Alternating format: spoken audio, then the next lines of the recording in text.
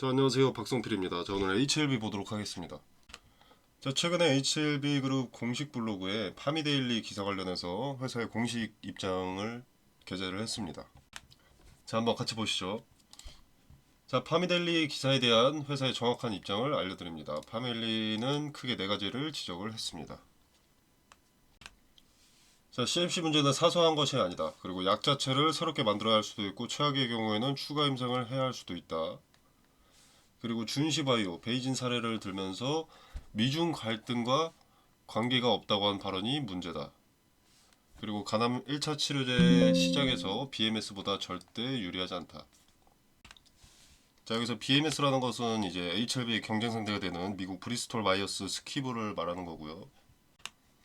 자, 그리고 이제 리보세라님이 중국 내 연매출 7,400억을 기록을 했으나 간암 환자 61만 명 중 중국에서 36만 명이 발병하는 등 가장 큰 중국 시장에서 7,400억 원의 매출이 높다고 할 수 있느냐라는 의문이 있다. 자, 이게 파미데일리 측에서 제기하는 HLB의 문제점들입니다.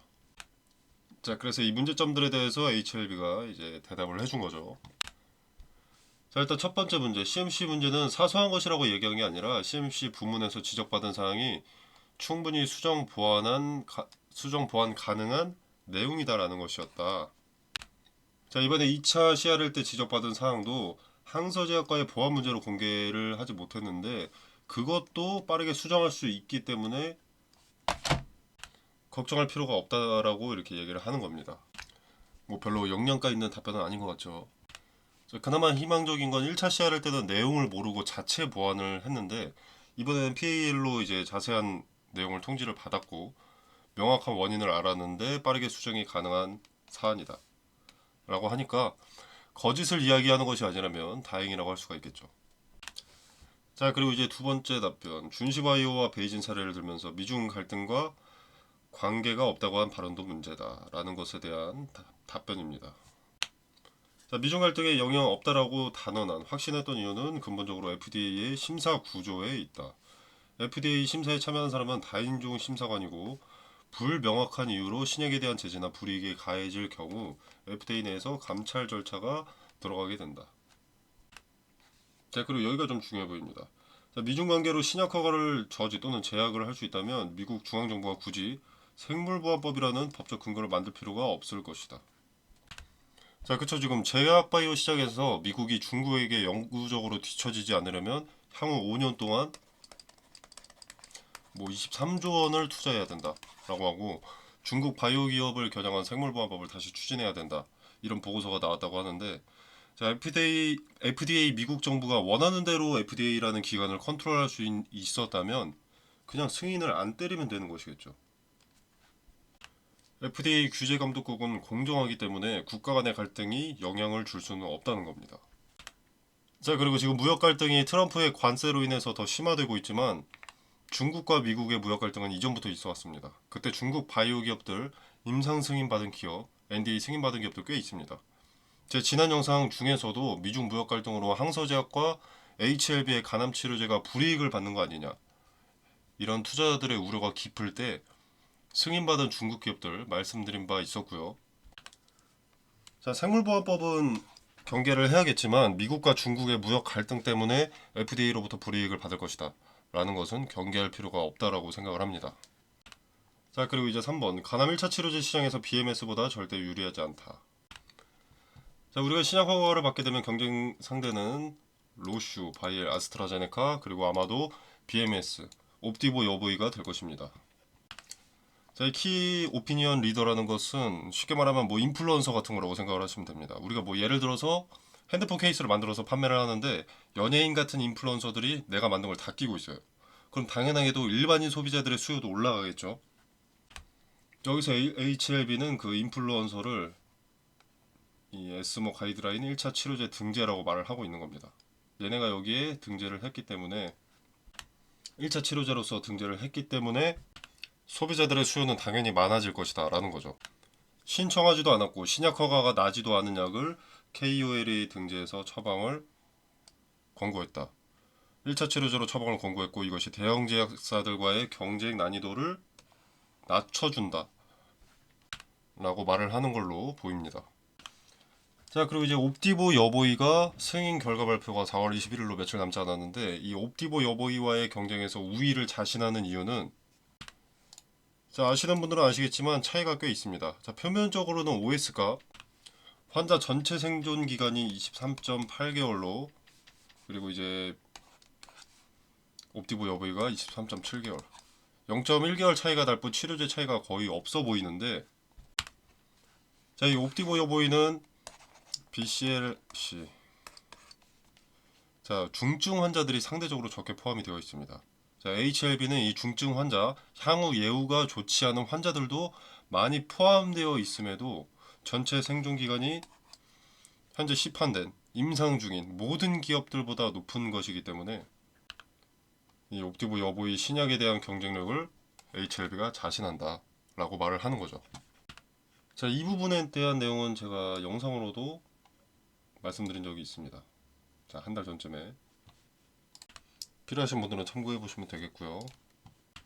자, 그래서 HLB는 간암 1차 치료제 시장에서 옵디보 여보이보다 절대 유리하지 않다라는 것에 대한 대답으로, 양사 신약의 임상 결과에 대해서 더 많은 이해와 학습이 있었다면 이런 말을 할 수 없었다라는 얘기를 하는 겁니다. 자, 그러면서 이제 신약 개발이 어려울 것이다. 자, 근데 신약을 개발하니까 이제 3상을 진입을 못할 것이다. 3상을 진입하니까 3상에 실패할 것이다. NDA 본심사는 안 될 것이다. NDA가 어려울 것이다. 이제 신약 허가는 어려울 것이다. 이어서 매출이 어려울 것이다로 악성 뉴스만 퍼다 나른다. 이런 약간 한탄을 하는 것으로 보이죠. 자, 물론 우리도 예단하고 투자를 해서는 안 됩니다. 무조건 긍정적으로만 생각을 하게 되면 눈과 귀가 멀고 듣고 싶은 것만 듣게 되기 때문에 경계를 해야 됩니다.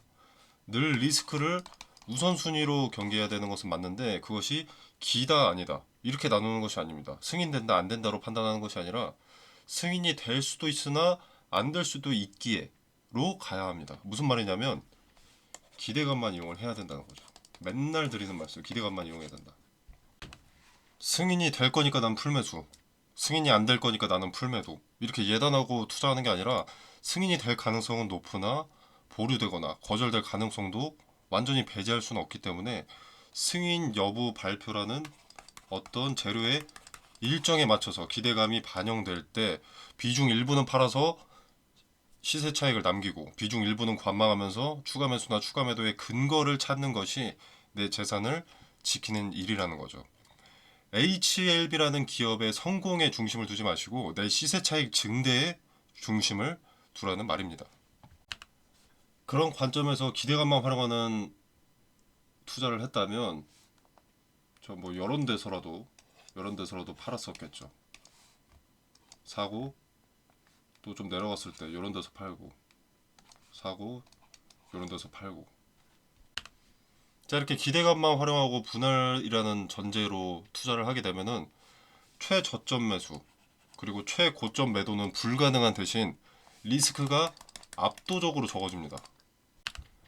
자, 이 분할 매수나 분할 매도 타점의 근거는 텔레그램방에서 디테일을 설명드리니까 한번 봐보시고 따라하지 않고 지켜보시기라도 하시면 추후에 어떤 선택이 리스크가 적었는지를 직접 목격하실 수 있으실 겁니다. 그래서 지켜라도 보시길 권유드리고요.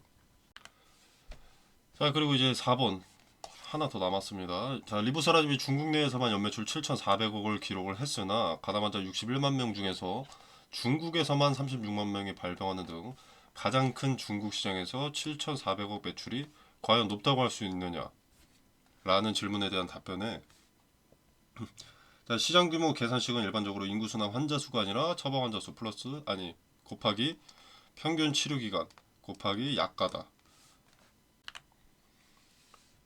그렇기 때문에 이제 중국의 신규 환 발생은 약 482만 건으로 전 세계 24.2%임에도 불구하고 시장 규모는 5%밖에 되지 않는 것이다.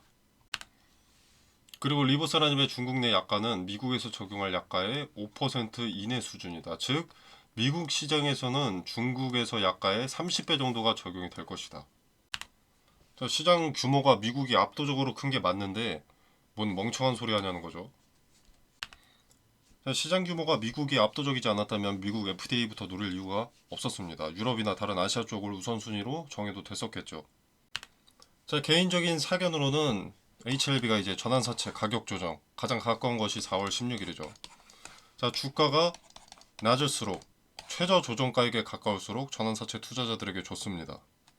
자, 기업에 대한 학습과 이해도가 부족한 악의적인 뉴스는 왜 하필 이 시점일까 의문이 들기도 합니다. 자, 지금 HLB가 승인 관련된 이벤트 일정은 최소 5월은 되어야 뭐가 나올 수가 있습니다. 그죠? 기대감이 반영될 시점도 실망감이 반영될 시점도 아니죠. 그래서 우선순위로 경계해야 될 것은 전환사채 가격 조정이라고 판단을 하고요. 자, 뉴스 같은 것들은 투자자들의 투심을 컨트롤하기 위한 도구로 사용이 되거나 조회수를 위한 자극적인 내용 둘 중 하나라고 봅니다. 자, 물론 개인적인 사견이기 때문에 제 말이 정답인 것은 아니지만 리스크는 점검을 해야 하기 때문에 여러분은 생각하지 못한 부분이 있다면 한번 점검해 보시길 바라겠습니다. 자, HLB의 승인 관련 이벤트 일정 그리고 전환사채 관련 이벤트 일정 우선순위와 대응 방안, 대응의 근거까지 디테일을 설명드리고 트레이딩 관점에서의 분할 매수, 분할 매도 타점을 말씀드리겠습니다. 자, 텔레그램방 참여는 영상 설명란에 보시면 여기 더보기 버튼이 있습니다. 자, 이 버튼을 누르시면 이렇게 텔레그램방 링크가 기재가 되어 있고요. 자, 이 공간 안에서 제공되는 정보 일체의 금전을 요구하지 않습니다. 자, 도움이 되신다면 구독과 좋아요는 눌러주시면 감사하겠고요.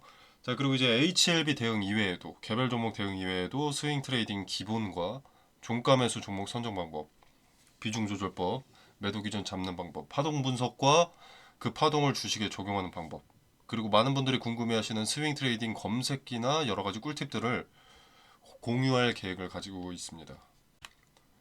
자, 말씀드린 대로 금전을 대가로 공유하는 것이 아니고요. 제가 말씀드리는 것이라고 승률 100%인 것도 아닙니다.